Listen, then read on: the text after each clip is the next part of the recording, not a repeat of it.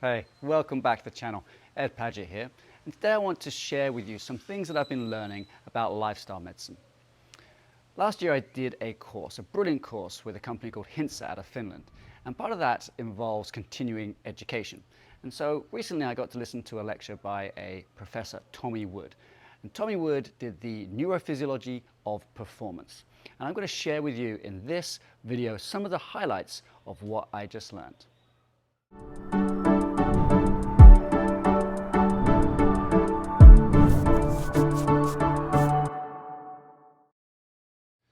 All right, first off, we're going to start with a study that really blew my mind because it's quite relevant to today's society where we're constantly comparing ourselves to other people. So the study asked people to rate themselves as whether they were very active, averagely active, or not that active. And then it looked at the actual activities they did.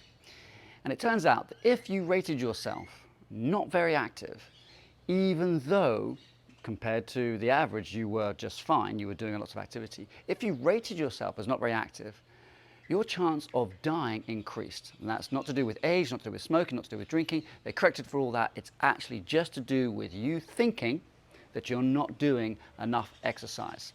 So you be careful when you're comparing yourself to your peers or to your cousins or something. They're always off doing some activity and this makes you feel bad about things that you're not doing enough. That thought process could actually be a stressor for your body and lead to problems in the future.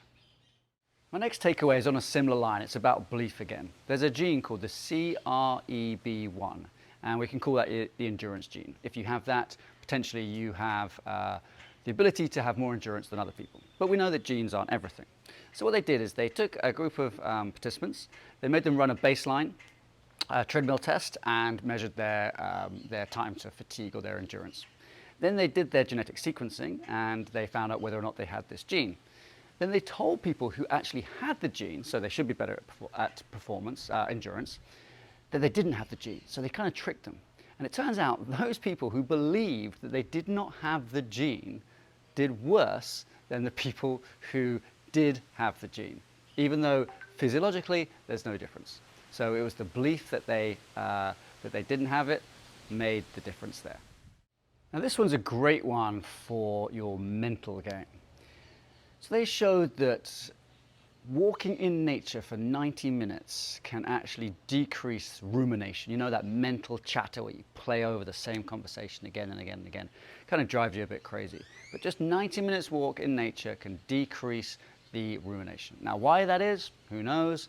I like to think it's because we've more evolved for hundreds of thousands of years in nature, and nature has a calming effect on us as opposed to the more stressful city type environment that most of us live in. So next time you're ruminating or next time you want to take down that mental stress, mental anxiety, think about taking a walk in nature. That will really help. Lastly, here's another one about what you believe. So they took a group of diabetics and they asked them to drink one of 3 drinks. Now they let them read the label, and one of the drinks had a high sugar content written on the label, but the drinks were all the same. Anyway, they tested the blood sugar after they drank the drinks. It turns out the ones who drank the drink that had the label saying it had a higher sugar content actually had a higher blood glucose measurement afterwards. So the belief that the drink was sugary actually changed the blood sugar profile of these diabetics. So, what's the takeaway from this? It really is how important your mind is in your health. People who are adding this health span to their lifespan, living healthy lives, usually have very unique mindsets. And I do try and interview people like this in my podcast, Your Lifestyle is Your Medicine, because if we can glean some of that information, if we can understand these studies that back up what some people have known in more traditional cultures for years and years and years, then we can truly add this health span to our lifespans. Now, I'm going to wrap this video up now, but if some of the stuff I'm talking about here interests you, then I actually have a newsletter for all things to do with lifestyle medicine. And the link for that newsletter is in the pinned first comment and in the description below. So if you want to go there, just put your name in that in the sign up box, and I'll send you a weekly newsletter of all things to do with lifestyle medicine and how you can optimize your life to add that health span to your lifespan.